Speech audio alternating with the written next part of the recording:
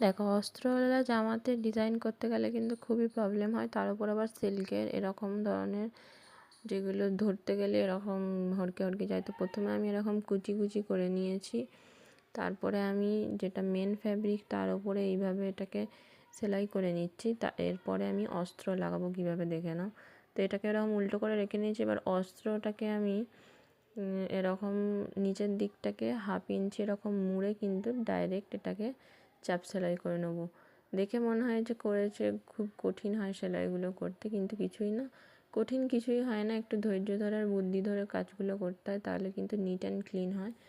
তারপরে দেখো, এই যে দুটো কাপড় হয়ে গেল, এবার এই দুটোকে সেলাই করতে তো অসুবিধা হবে, তো দুটো কাপড়কে একসাথে এভাবে আমি সেলাই করে নেবো। অস্ত্রওয়ালা চুড়িদারগুলো কিন্তু অস্ত্র আর জামা মেন ফ্যাব্রিক এভাবে কিন্তু সেলাই করে নিতে হয়, তার জন্যই মজুরিটাও কিন্তু বেশি পড়ে যায়।